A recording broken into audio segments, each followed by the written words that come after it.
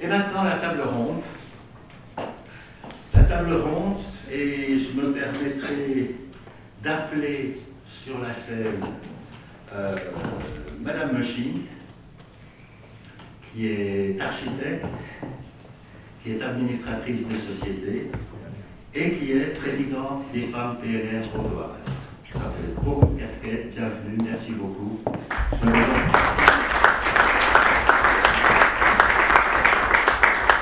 Monsieur Michel Perrin, qui est administrateur délégué et directeur de la société Uditis à Neuchâtel. Et vous avez une surprise, enfin j'ai lu dans le journal que vous aviez libéré votre entreprise. Tout à fait. C'est à ce titre qu'on vous a invité, que vous êtes là.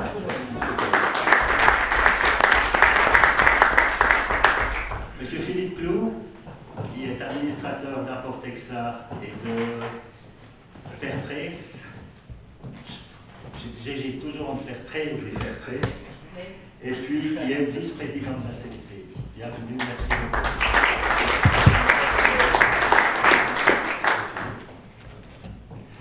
Florian Stutz, qui est directeur du Centre régional de la santé au travail et puis fondateur de People Up.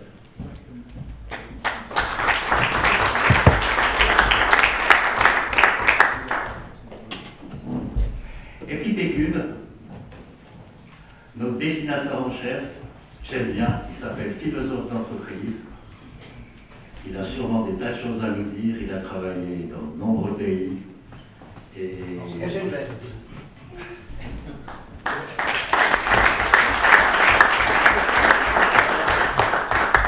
Et Marc Beluguer, qui lui est l'animateur de cette table ronde.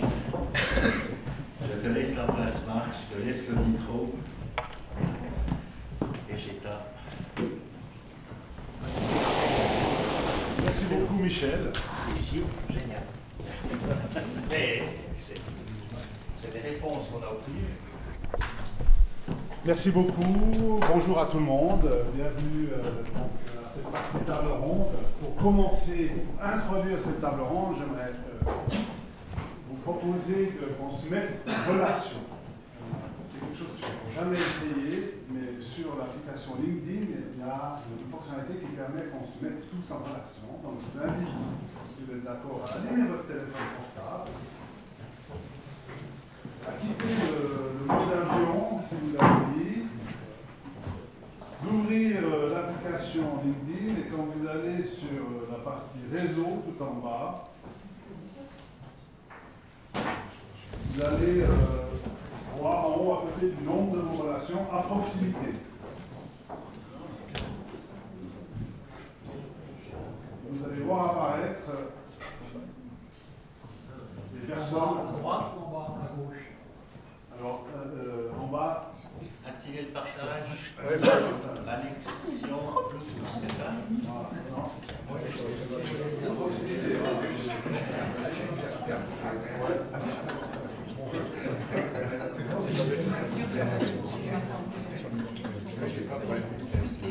Ça fonctionne? D'accord. La schéma, ça fonctionne. Voilà.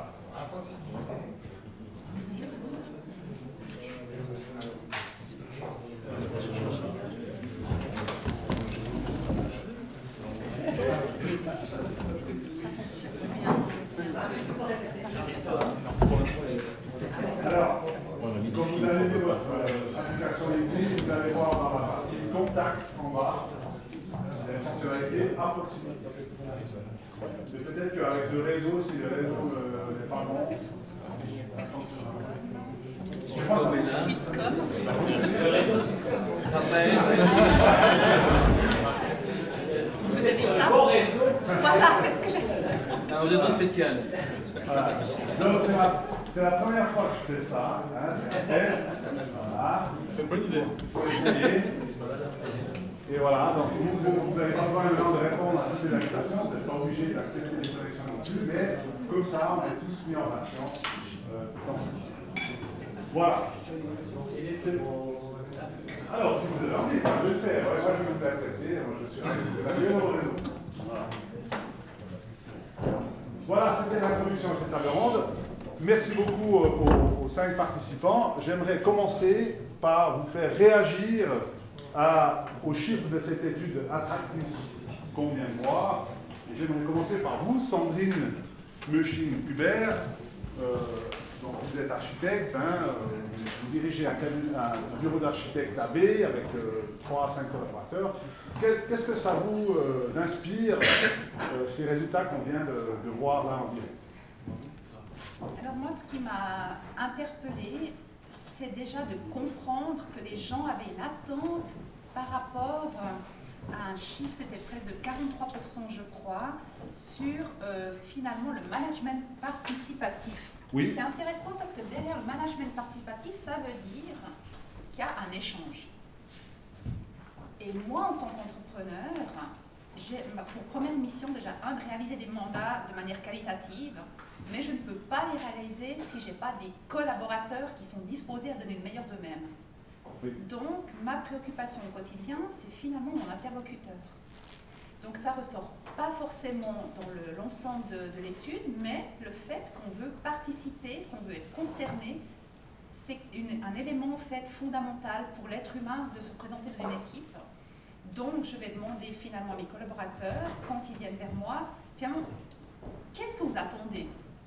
Ah, vous jouez dans un groupe rock et puis vous jouez jusqu'à minuit tous les soirs. Vous ne voulez pas venir au bureau avant 10 heures? Bon, ben, très bien, on va voir si c'est possible, intégrable. Et je retrouve un collaborateur à 10 heures le matin, mais qui pète la forme, qui donne le meilleur de lui-même, parce que premièrement, j'ai entendu sa requête, et deuxièmement, lui, il est tout simplement disposé, parce qu'il est win-win, à dire, ben voilà, en échange, moi, je donne vraiment ma compétence, je vais offrir justement ces éléments-là. Donc moi, je suis en fait quelqu'un de très terrien. Je le pratique aussi au travers des chantiers que je dirige au quotidien, c'est-à-dire que la personne qui va faire sa fouille, j'ai envie de savoir comment elle l'a fait. Si je ne me suis pas intéressée à la manière dont elle est faite, je ne peux pas ensuite, moi, demander au planificateur technique, d'y passer ses conduites, etc. Donc en fait, c'est toujours s'intéresser à la personne qu'on face de soi. Et pour moi, ça, c'est fondamental. Donc ce que vous ressortez de cette étude, c'est ce souhait d'un management plus participatif, et vous l'analysez en disant soyez à l'écoute des besoins et des demandes de vos collaborateurs, et c'est ce que vous ressentez dans votre quotidien. Mais plus qu'analyser, je l'applique, tout simplement. Vous l'appliquez, d'accord. Michel Perrin, on a vu effectivement que le management participatif est ce qui est souhaité en numéro 1, par contre, c'est ce qui est vécu, c'est l'inverse, hein, c'est le directif. Donc ça doit vous parler. Ah oui, tout à fait. Ouais, je trouve génial, parce qu'il y a tout à faire. Oui, alors, donc je trouve qu'on a un terrain de jeu qui est juste extraordinaire. Maintenant, il faut simplement qu'il y ait des acteurs pour travailler sur ce terrain de jeu. Parce qu'on manque quand même de fortes initiatives, de réussir à donner de l'ouverture aux différents collaborateurs pour qu'ils aient la possibilité de s'y engager. Donc on fait confiance après la prestation au lieu de le faire confiance avant la prestation. On marche sur la tête depuis plusieurs années, on est encore très impacté par le taylorisme traditionnel qui rassure les dirigeants, qu'on peur de perdre un peu d'ego, de pouvoir, d'argent, de jalousie.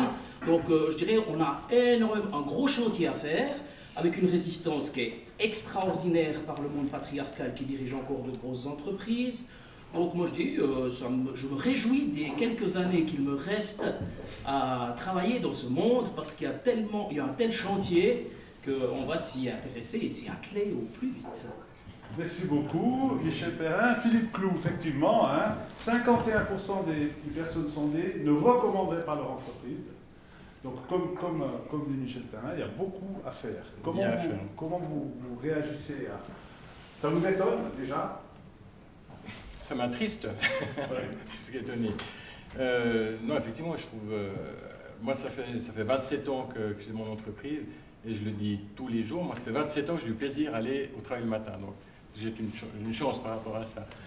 Au niveau de nos collaborateurs, j'ai vu des notions d'ancienneté.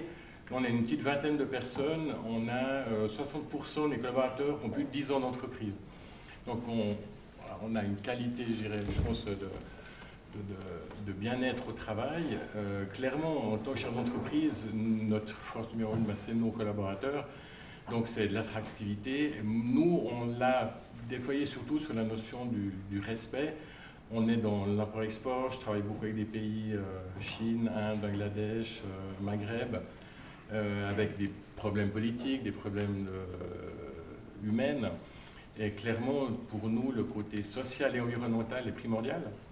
Donc on a fait, je dirais, descendre jusqu'au niveau de nos collaborateurs cette notion de respect. Pour nous, le mot numéro 1, c'est respect. Le respect de la supply chain globale. Donc autant en amont qu'en aval, donc autant nos fournisseurs que nos clients et nous-mêmes au centre. Donc c'est le respect de nos collaborateurs qui est au premièrement D'accord, important. donc on va revenir après plus en détail chez chacun de vous, parce que vous êtes dans des entreprises différentes, avec des enjeux différents, mais chez vous, donc, cette moyenne d'ancienneté de 10 ans, vous l'expliquez par le respect qui est une valeur importante. Alors, je dirais respect, premièrement, et après, c'est le côté, je vous rejoins complètement, c'est le côté attractivité et responsabilité.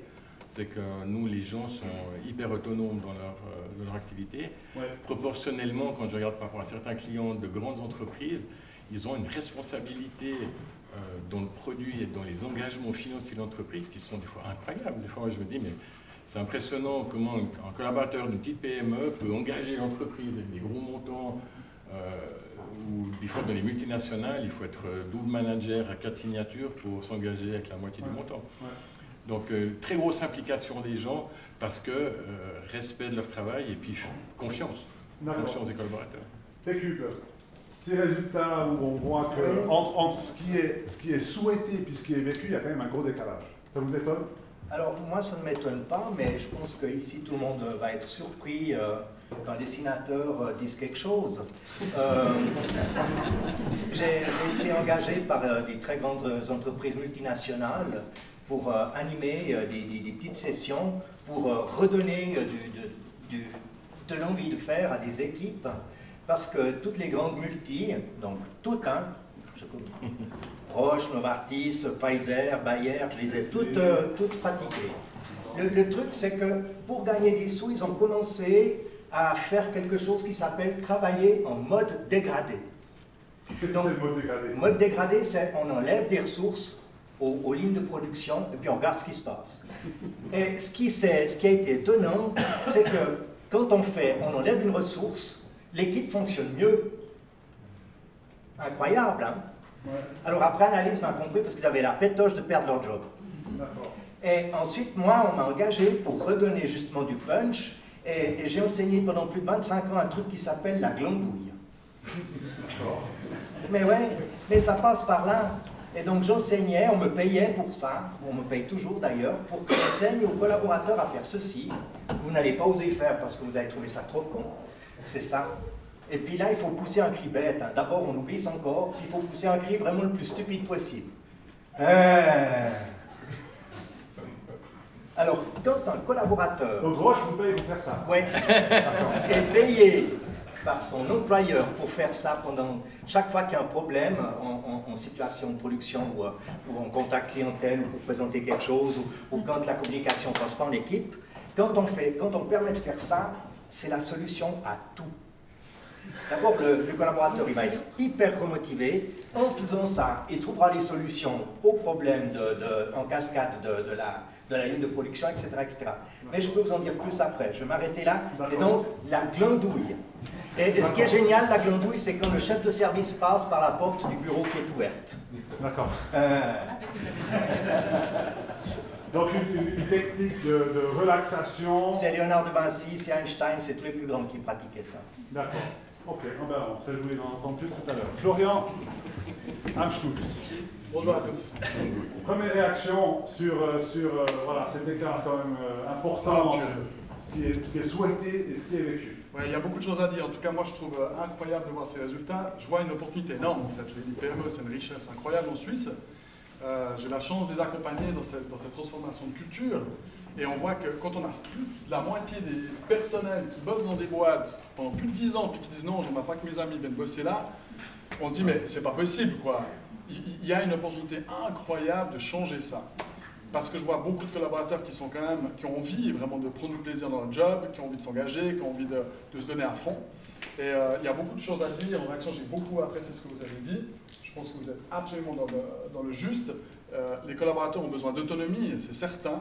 Quand on arrive dans les entreprises, on devient des petits-enfants en fin de compte. On est capable de faire une hypothèque de plus d'1 million de francs suisses dans le privé, de se marier, de faire des enfants, et on arrive en entreprise, on ne peut pas commander de stylo. C'est délirant. Et il y a un potentiel incroyable, je dirais, que les personnes puissent mettre à disposition leur talent pour l'entreprise. Je vous rejoins aussi dans ce que vous avez dit. D'accord. Donc voilà ce que je vois, vraiment une grande opportunité. Et puis il faut changer, c'est pas toujours ça, on l'a fait comme ça pendant des années. Et c'est le moment, on parle de lacratie, on parle de bonheur au travail, plaisir, well-being. Je pense que c'est le moment maintenant de se réinventer. Et on a la génération Z qui arrive, qui pousse. Et on le sait très bien, un jour cette génération sera la majorité. Donc on n'aura plus le choix, il faudra changer. D'accord. Donc on termine cette première séquence réaction un peu à chaud à ces résultats. Et maintenant, effectivement, c'est pas pour rien qu'il y a un décalage entre la réalité qui est vécue et ce qu'on aimerait ou ce qui est souhaité par les entreprises. C'est que c'est pas aussi simple que ça. Donc on va essayer de comprendre avec nos 5 invités comment eux, parce qu'évidemment ils ont été choisis parce qu'on estime, enfin Michel Voisard et Attractis estiment que c'est des bons exemples. On va essayer de comprendre avec eux comment ils font. Vous verrez qu'ils ont tous une approche un peu différente et qui méritent tous d'être exposés et d'être détaillés. Alors Philippe Clou, justement, on vous l'aviez évoqué tout à l'heure, chez Importexa, la spécificité, c'est que vous travaillez dans un monde globalisé. Hein. Vous êtes en contact avec le Maghreb, la Turquie, l'Inde, la Chine. Et donc il y a cette globalisation et cette digitalisation, parce que tout le monde est mangé à la sauce de la transformation numérique, vous aussi. Donc vous fabriquez vous vendez des vêtements d'entreprise corporate, comme on dit. Et vous m'avez dit au téléphone, pour nous, ce qui est important, c'est placer l'humain au centre. Mais comment est-ce qu'on fait quand vous êtes dans ce réseau de contacts clients, fournisseurs qui sont éparpillés à travers le monde, avec ce paramètre numérisation, comment vous faites pour rester humain? C'est très large, très compliqué économiquement parlant avec les clients qui finalement sont très exigeants actuellement, où l'indicateur premier actuellement est le prix. Ensuite, dans beaucoup d'entreprises, la notion CSR est devenue très importante, où il y a du corporate social, la partie sociale et environnementale. Oui. Donc beaucoup de grands groupes internationaux ont des exigences vis-à-vis de leurs fournisseurs et la maîtrise de la supply chain, c'est-à-dire que dans le respect de l'humain et de l'environnement. Donc on a beaucoup de clients qui ont des exigences énormes et on se rend compte en finalité, c'est que très souvent c'est le prix qui est l'objet final. Et c'est vrai qu'avec l'expérience, on arrive des fois à confronter les gens en les poussant un peu dans les retranchements, en disant mais à un moment donné, vos exigences ne sont pas en relation avec votre objectif de prix. C'est-à-dire qu'à un moment donné, on peut voir le beurre et l'argent du beurre. Et nous, à Importexa, on était la 2e société en Suisse à être labellisée Max Havelaar, donc il y a plus de 10 ans, derrière Switcher qui était un des précurseurs dans l'environnement. Et puis, personnellement, je vais visiter toutes nos usines dans tous les pays. Et clairement, nous, on ne peut pas, la Suisse étant un petit pays, on n'a pas la taille pour être dans des usines mastodontes internationales, où les gens vont chercher deux chiffres après la virgule.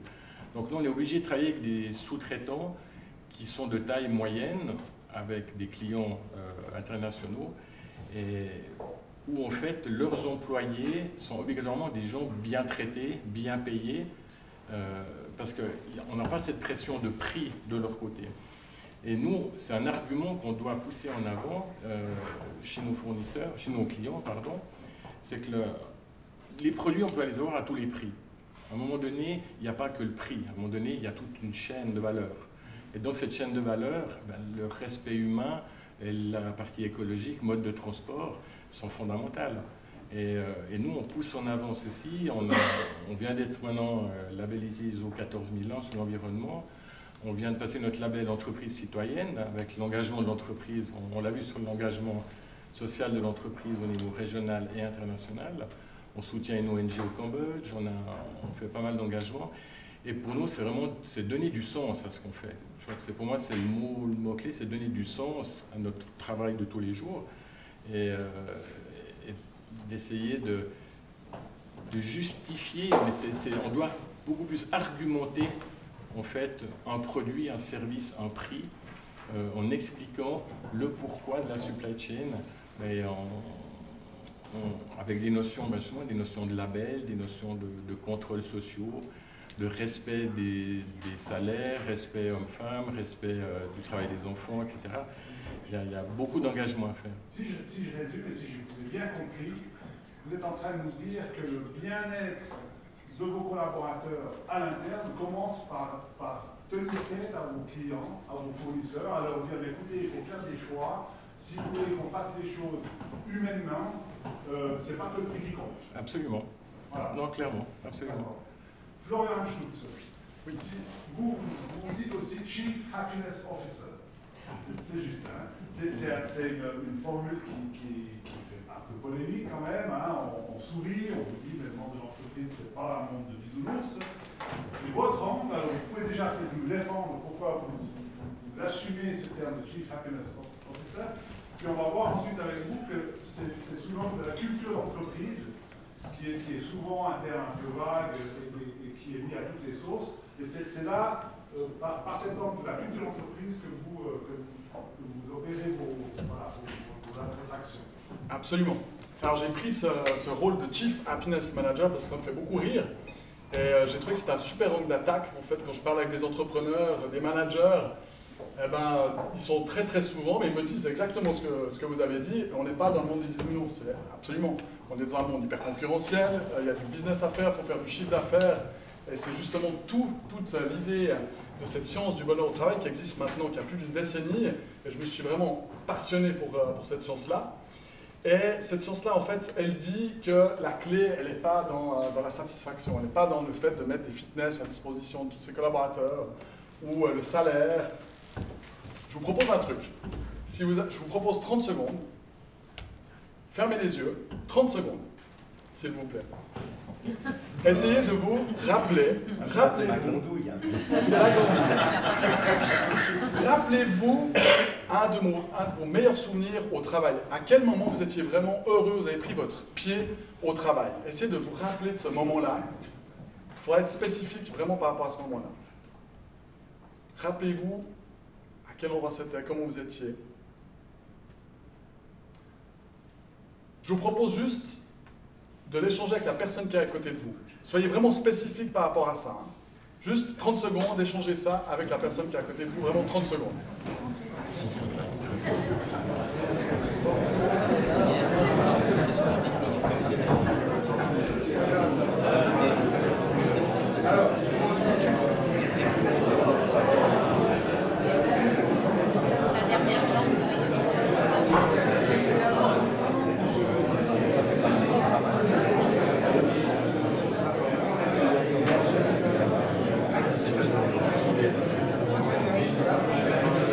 Voilà, merci à tous. Merci beaucoup. Pour moi, vraiment, la réponse, elle est là. Normalement, vous avez trouvé la réponse. Je le fais vraiment souvent avec des groupes. Et on se rend compte... Alors, j'ai pas bien compris.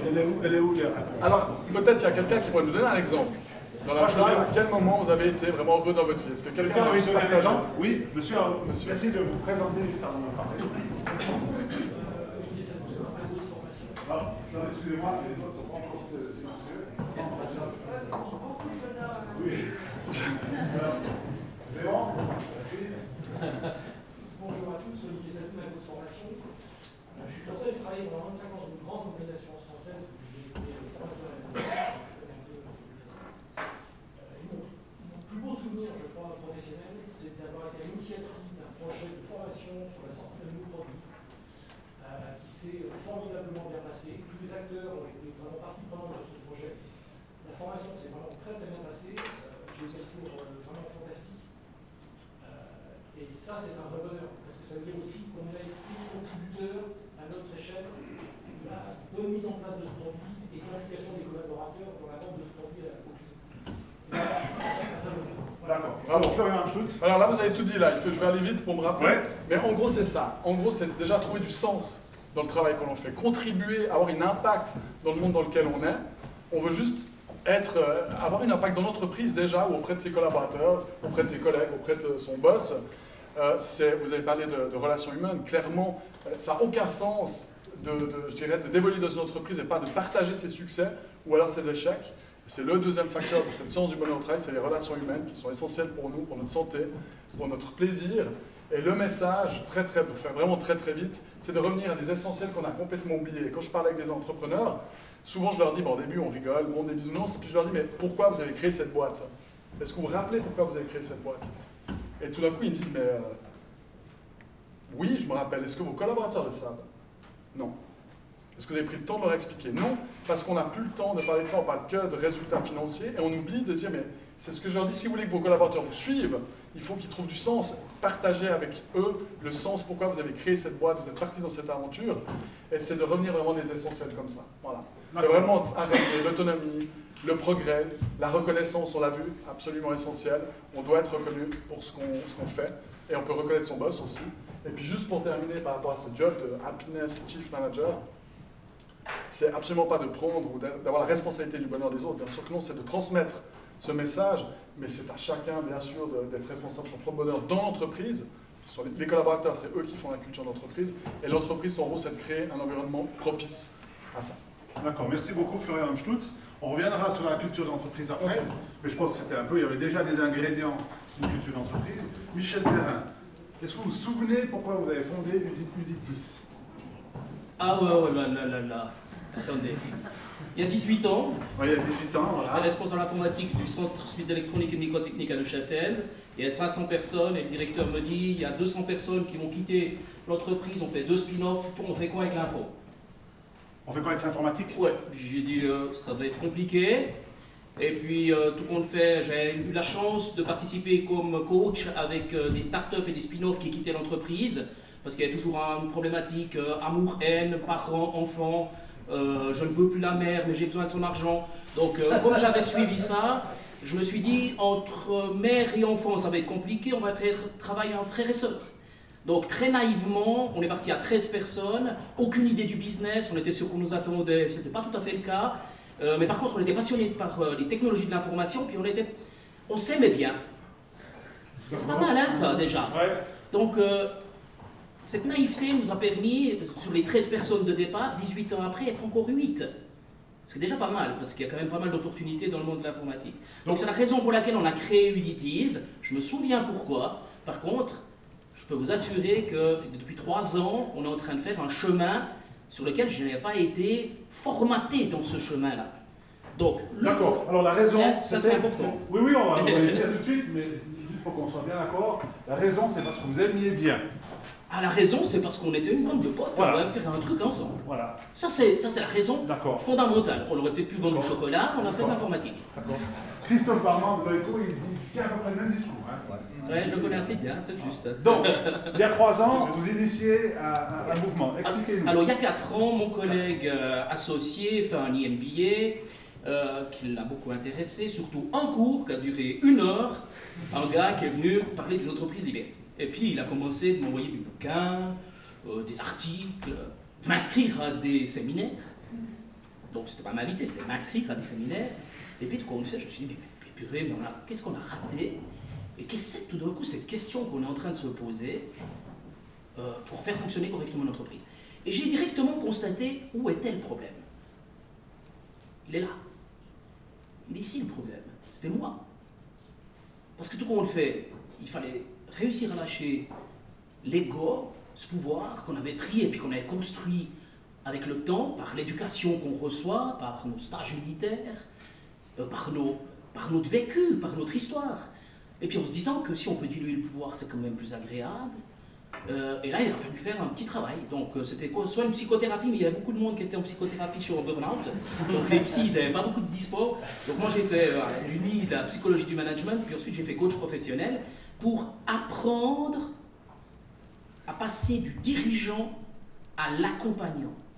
Et là, vous êtes là, votre entreprise, elle avait combien de collaborateurs? On était à l'époque, je pense, 35, maintenant on est environ 50 personnes. Ça tournait bien, succès? Ah ouais, ça marchait nickel. Et il n'y a pas un problème de l'entreprise. Il y avait un problème intérieur pour se dire, mais on marche sur la tête et je n'ai plus envie de continuer de diriger cette entreprise de cette façon. J'ai été pourvu par mon collègue, je l'ai remercié. Alors ce qu'on a fait, juste, on allait suivre plein de séminaires, bouffer de bouquins, pendant une année et demie, pour trouver l'élément qui nous semblait être intéressant. La Suisse a une force centrale. C'est ni l'extrême gauche ni l'extrême droite qu'à la force. C'est une force centrale, mais elle n'est pas très différentielle.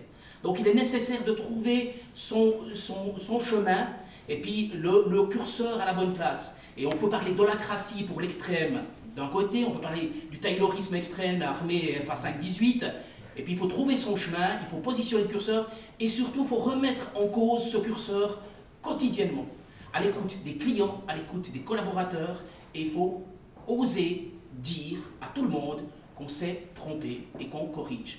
Et le chef qui dit « je m'excuse, je me suis trompé, on corrige », le collaborateur, il sait qu'il a le droit de dire la même chose. D'accord. Merci beaucoup, Michel. Donc, un travail sur vous-même et une transformation non seulement personnelle, mais aussi de votre entreprise. Sandrine Meuching-Hubert, pour vous, donc vous êtes dans un autre environnement, une petite structure, vous m'avez dit entre 3 et 5 collaborateurs. Comment est-ce que chez vous, le bien-être et la satisfaction de vos collaborateurs, comment vous réduisez cet écart qu'on a vu tout au début entre ce qui est souhaité et ce qui est réellement vécu? Alors, ce que je sais aujourd'hui, c'est qu'une équipe, elle doit être vraiment menée. Il faut un chef. Il n'y a pas de miracle. Hein. On a essayé le management transverse et tout ce que vous voulez, toutes les théories, mais il y a toujours un capitaine. Quand il n'y a pas de chef, il y a une place à prendre. Donc, il faut être chef. Ça, mais qu'est-ce que vous pensez de Michel Perrin qui disait plutôt l'inverse? Mais attention, chef comment? D'accord, je vous laisse parler. C'est ça qui est important, parce que c'est vrai qu'on va dire, on peut prendre des modèles paternalistes qu'on a vécu tous. Moi, je suis fille d'entrepreneur, je sais ce que c'est d'être paternaliste. Et par contre, ça avait du bon, parce que derrière le paternalisme, il y avait la responsabilité sociale entière. Déjà, Et ça, moi, je le garde pleinement.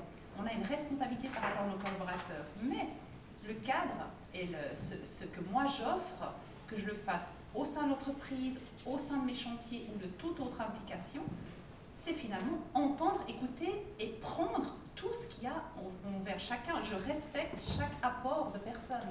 Ça ne veut pas dire que je vais l'appliquer, ça ne veut pas dire, mais je l'ai entendu, je vais le compiler, mettre des synthèses avec peut-être un avis autre dans le bureau ou sur le chantier. Si ici je suis en train de façonner une embrasure, je suis essentiellement active dans la rénovation et la transformation.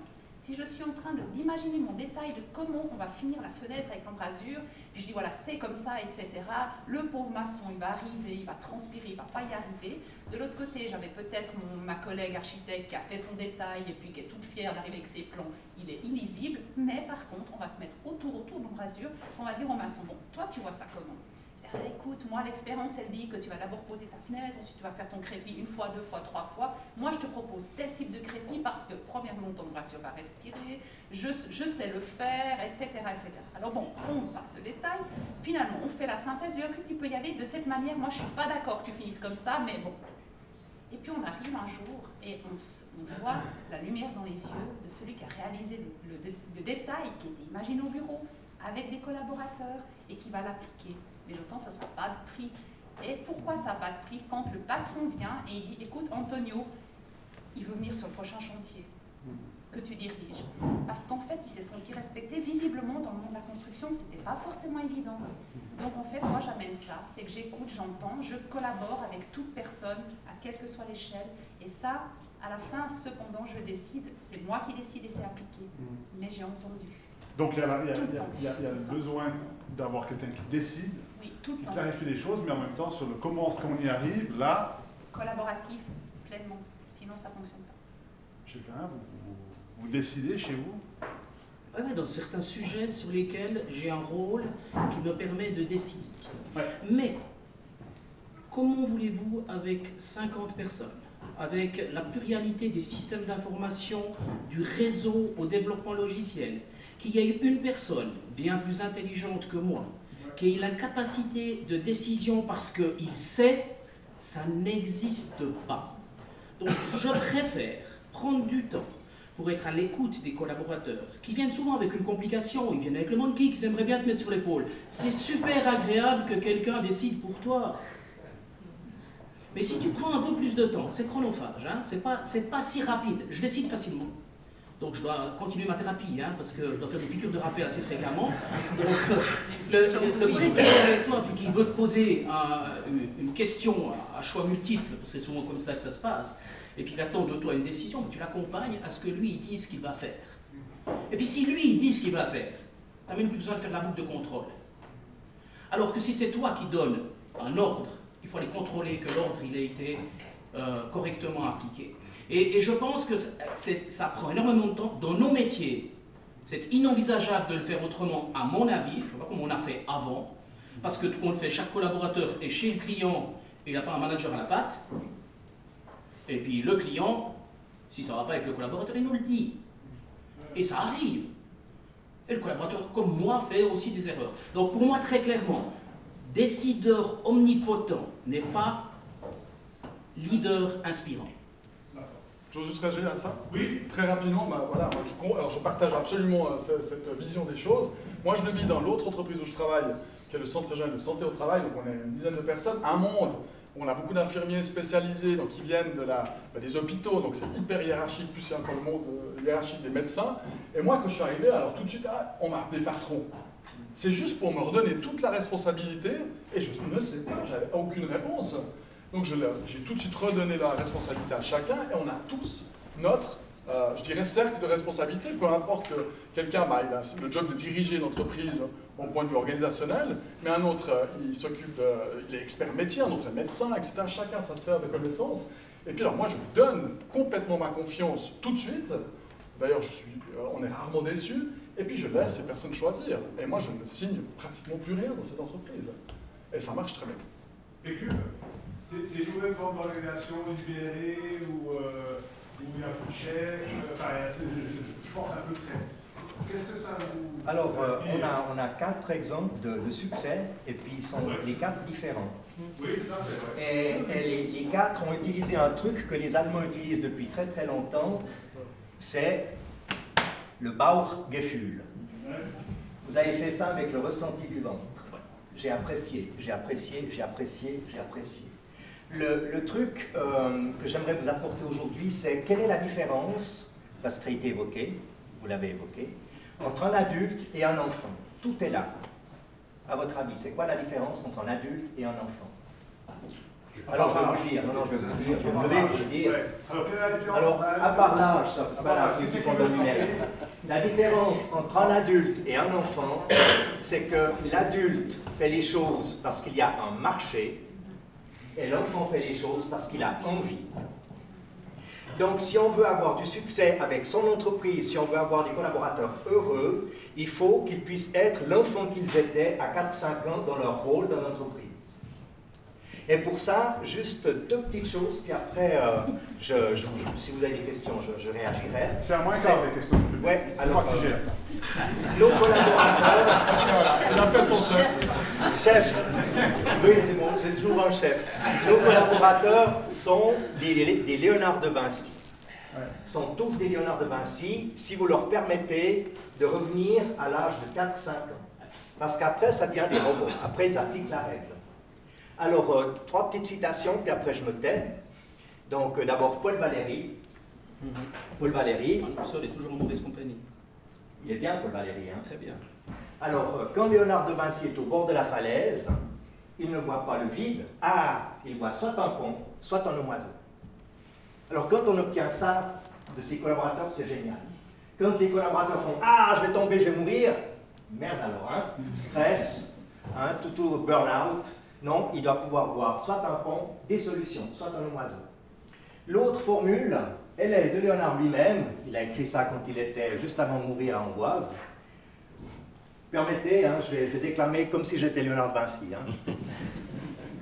Certains présomptueux diront de moi que je suis un ignorant, en alléguant que je ne suis pas un lettré. Tristangeance. Traduit du français, tristangeance, ça veut dire bande de sinistres cons. Mais moi, Léonard de Vinci, pour étudier les choses que je veux étudier, et là je rejoins M. Perrin, mon expérience vaut mieux que la parole d'autrui. Hein, donc vous déléguez la décision à la personne compétente. Je répète, hein, mais moi, Léonard de Vinci, pour étudier les choses que je veux étudier, mon expérience vaut mieux que la parole d'autrui. Donc faire confiance à ses collaborateurs, parce qu'ils ont d'expérience, surtout les vieux. Et puis les vieux, ça redevient en enfance. Voilà, j'ai tout dit, je peux conclure avec Picasso. Oui, c'était la troisième citation. Picasso, il a dit, les autres parlent, moi je travaille. Voilà. L'après-midi, on parle et on travaille en même temps. Alors, je voudrais rebondir sur la différence entre un enfant et un adulte. C'est que pour un adulte, il agit seulement quand il y a un marché. On est quand même dans un environnement où, Philippe Clou, par exemple, il y a un marché.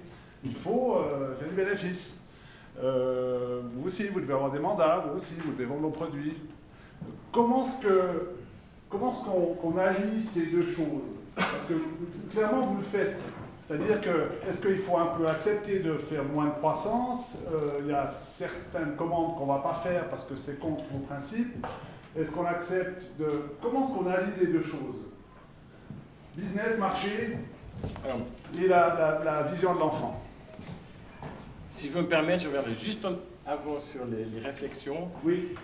Sur la notion du management vertical, horizontal ou autre. Je pense qu'il faut bien différencier le niveau d'éducation moyen de l'environnement professionnel dans lequel on est.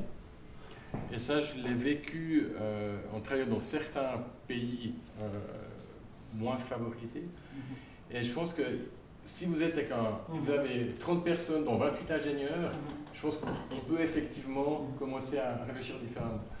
Nous, on a essayé, j'ai une usine en Tunisie, j'ai environ 50 personnes là-bas, avec un associé italien, et puis on a essayé de venir avec notre approche occidentale, en disant voilà, on participe, groupe de travail, toi tu te responsabilises de ça, de ça et ça. C'est juste impossible, ça marche pas, ça marche pas.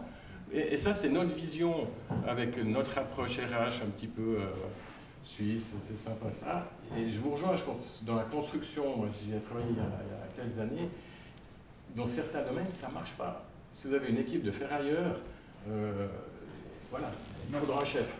Donc c'est pour ça que... Vous permettez juste, oui. Victor Hugo disait que la liberté commence où l'ignorance finit. Donc ça veut dire que pour donner de la liberté à un groupe, il faut leur donner la compréhension des enjeux.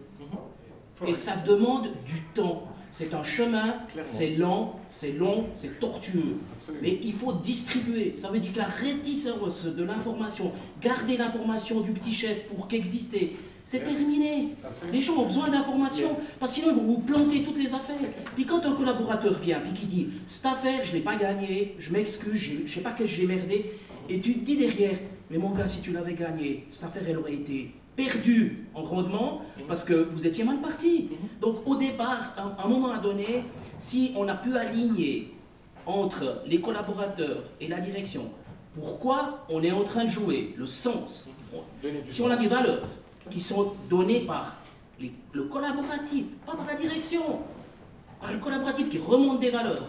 Moi, mon job, c'est la maîtrise du sens pour être sûr qu'on garde le sens et choper celui qui ne respecte pas les valeurs. Et celui qui ne respecte pas les valeurs, carton jaune. Carton rouge. C'est carton rouge. Ouais. D'accord. Alors, dernier tour par parole pour chacun. Après, c'est des questions par rapport à publiques. ça, on est entièrement d'accord. Il y a une notion de temps. Il faut du temps pour mettre à niveau les gens, pour pouvoir fonctionner comme ça. Il faut beaucoup de temps. C'est les RH, c'est un processus lent, évident. Et pour rebondir sur ce que vous disiez par rapport à des affaires, je vais vous donner un exemple concret. On a travaillé sur un gros marché public européen pour le groupe L'Oréal. On était conviés à Bruxelles sur les gros marchés européens. Et à un moment donné, il y avait des exigences telles, comme je vous disais avant, au niveau social, environnemental, etc., où on a vu où ça partait au niveau de l'achat final, où c'est la première fois, ça m'a fait du bien après, mais j'ai tracé en travers, j'ai refusé de répondre à cet appel d'offres, parce qu'il n'était plus en adéquation avec nos valeurs. Et l'ensemble de mes collaborateurs ont dit, Philippe, on n'y va pas. On n'y va pas, parce que c'était plus possible. À un moment donné, c'était plus possible.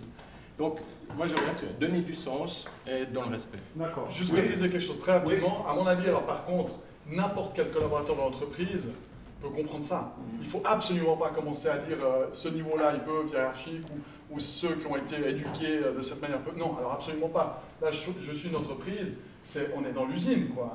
Et puis, on va voir les collaborateurs dans l'usine, et c'est eux qui vont être porteurs de cette culture d'entreprise, et on le voit dans le monde entier avec, par exemple, Semco, on a des Brésiliens tout en bas de l'échelle qui décident de quelle machine ils achètent à plusieurs dizaines de millions, quels sont leurs vêtements, comment ils mettent leur machine à quel endroit, ils définissent leurs propres objectifs, et puis à quelle heure ils arrêtent, et puis ils définissent tout.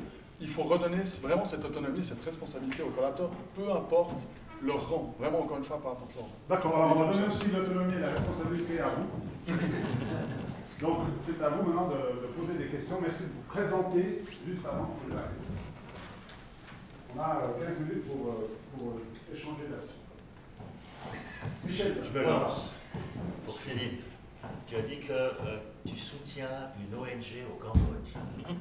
En quoi est-ce que ça, dans le chapitre de donner du sens, en quoi ça donne du sens? Alors, je ne connais pas l'ONG, peut-être que c'est là. C'est une ONG qui, en fait, on soutient la notion d'éducation. Pour moi, c'est la chose primordiale. Si on veut que des pays moins développés puissent évoluer, c'est l'éducation. Donc, je m'occupe de cofinancer, en fait, un refuge avec un centre de formation, école standard, jusqu'à 16 ans. Et après, on a construit un centre de formation pour créer des apprentissages, dont un apprentissage de couturier. Et en quoi ça donne du sens? Pour les collaborateurs, en termes d'implication, nous on a des collaborateurs qui, à Noël, sont cotisés pour envoyer de l'argent là-bas en disant on va essayer d'aider d'autres pays à s'élever. Et nous, c'est la notion du partage, l'éducation et l'implication. Contribution, dans le côté entreprise citoyenne, c'est la notion qu'est-ce que nous on peut donner ou redonner à l'extérieur. Et puis nous, moi c'est presque dans l'éducation où j'ai du sens. Est-ce que lié au fait que pas mal de vos usines, vous le disiez avant, c'est réparti à travers le monde, donc vous voulez aussi bien sûr, oui. Si j'avais fait une autre activité, je ne sais pas, si j'étais dans le fromage ou gruyère, j'aurais peut-être fait autre chose. Oui. Mais voilà, le fait que j'ai passé plusieurs années à voyager à travers le monde, on sait que dans notre monde globalisé, à nouveau, on n'est plus le petit coton de veau tout seul. Là, ça me fait penser à DHL qui avait un problème de sens dans l'entreprise, parce qu'évidemment, transporter un carton d'un point A à un point B, c'est pas génial pour trouver vraiment un sens, pour se lever tous les matins. Et du coup, ils sont partis complètement dans cette direction en disant mais qu'est-ce qu'on peut faire pour les autres? Comment notre entreprise peut contribuer? Et puis comment en tant que collaborateur je peux contribuer en bossant, en fait, je contribue à autre chose. Puis ils ont lancé plein d'initiatives comme ça, où les collaborateurs sont complètement investis. Là, on voit ça dans plein de pays, en Suisse beaucoup. On a une autre question ici? Oui. Philippe Schroff, je travaille dans le commerce de détail, la logistique du commerce de détail. Dans le sondage, il y avait une question qui m'a interloqué, c'était la question êtes-vous satisfait de votre journée de travail? Derrière, on voyait à peine un quart finalement de personnes qui étaient satisfaites de leur journée de travail. C'est une question que je pose de temps en temps à mes collaborateurs en leur disant mais jetez un petit coup d'œil dans votre rétroviseur, regardez ce que vous avez fait, soyez fiers de ce que vous avez fait, vous avez sûrement accompli quelque chose. Et beaucoup effectivement réalisaient à ce moment-là que et on les voyait partir un petit peu plus avec la banane, en tout cas. Et après, je me reposais la question finalement par rapport à l'étude, mais si on pose cette même question sous forme « Êtes-vous satisfait de votre journée de congé ?» Est-ce que vraiment on aura plus de niveau de satisfaction? C'est la bonne question pour la prochaine année. D'accord. Merci. C'est l'équipe qui peut répondre. Sur la satisfaction au travail, le fait de prendre le temps de s'arrêter pour se dire est-ce que je suis content, est-ce que j'ai bien fait, qu'est-ce que j'ai accompli aujourd'hui? Moi, ce que je vais répondre, c'est vraiment que j'ai souvent cette question quand je discute avec les entreprises. Oui, mais bon, le bonheur au travail, nous, bien sûr qu'on va vivre entre émotions positives et négatives tout au long de la journée, en fin de compte. Et c'est complètement normal. Vous avez un client qui vous dit non, mais moi je ne prends pas ce business avec vous, hop, émotion négative. On va aussi avoir son chef qui dit écoute, tu as fait du super job, émotion positive. On vit dans ce monde-là, que ce soit dans le congé, dans notre vie privée. que dans le travail. On arrête de segmenter toujours ces deux mondes parce qu'on n'est plus une personne entière. Hein. Aujourd'hui, les mondes, on est dans les deux mondes. Hein. Moi, quand je bosse, je pense déjà, j'ai des invités ce soir, il faut que je fasse mes cours, j'achète du vin. On n'est qu'une personne.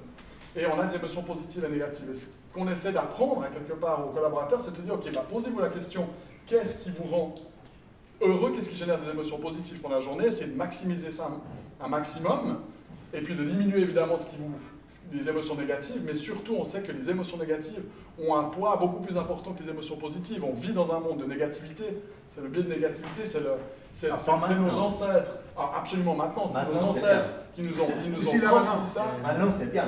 Maintenant tout de suite, maintenant c'est bien. Mais Ouais. on nous a transmis ça, c'est notre ancêtre qui nous a transmis ça.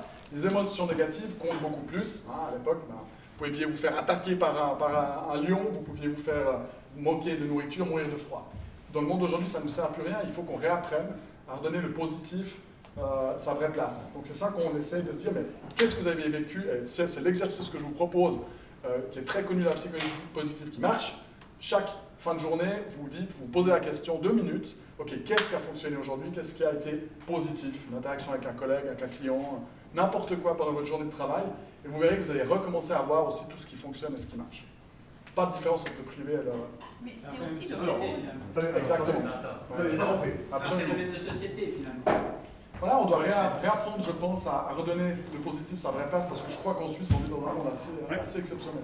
Mais ça, c'est aussi le rôle du chef, de dire, moi j'ai adoré ce que tu as fait, comme tu l'as résolu, top, magnifique. Tu t'es dépatouillé sur ce téléphone, fort désagréable, bravo, ah c'était pas simple, bon ben écoute, voilà, maintenant c'est un jour comme ça, mais au taquet. Mais les collaborateurs, ils attendent tout le temps de la reconnaissance, mais je leur dis, mais est-ce que vous avez dit à votre boss, merci pour ton soutien? Ça marche dans les deux sens, absolument dans les deux sens. Il faut qu'on réapprenne à... On est tous au même niveau. Ouais, je peux réagir à tout ce qui vient de se dire. Oui. Bon, hein, pour le truc du congé, ça m'a fait rire. Le truc, c'est pour la présidente du PNR, pour l'entrepreneur, pour le coach en happiness. Ça, tout dépend de qui on a en face. Tout dépend de qui on a en face. Alors, je l'ai pour 30 secondes. Hein.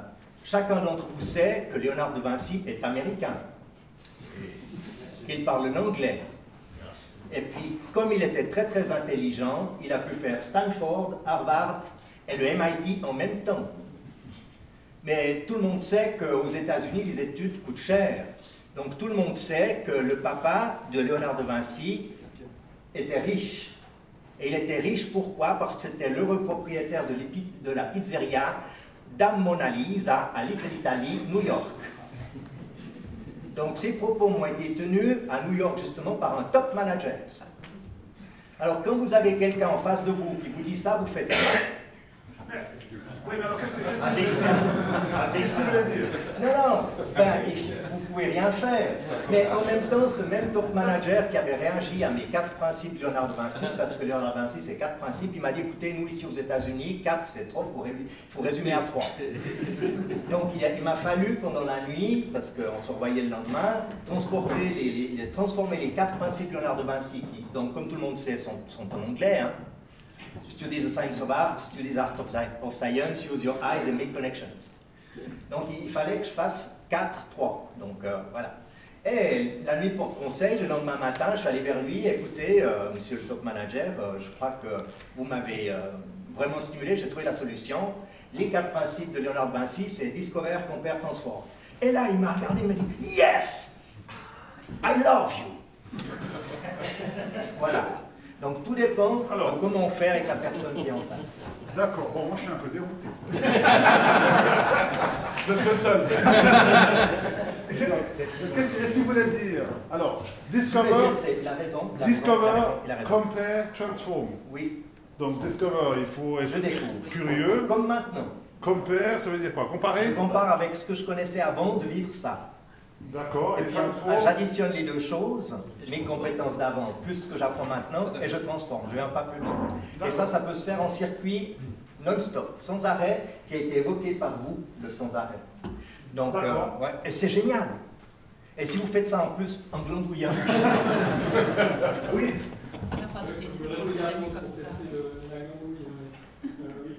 Christophe Fischer de PME Durable. Juste parce qu'on parle des entreprises libérées, j'ai pas une grande expérience pas croire que l'entreprise libérée, c'est une entreprise où le modèle d'affaires est, on abolit toutes les règles. Au contraire, ce que j'ai suivi un peu chez Loico, chez VIP, là récemment dans une conférence, c'est en fait qu'il y a presque plus de règles à mettre en place, mais pour donner justement cette autonomie et cette responsabilisation à chacun. Et ça, c'est un point, il me semble, qui est important.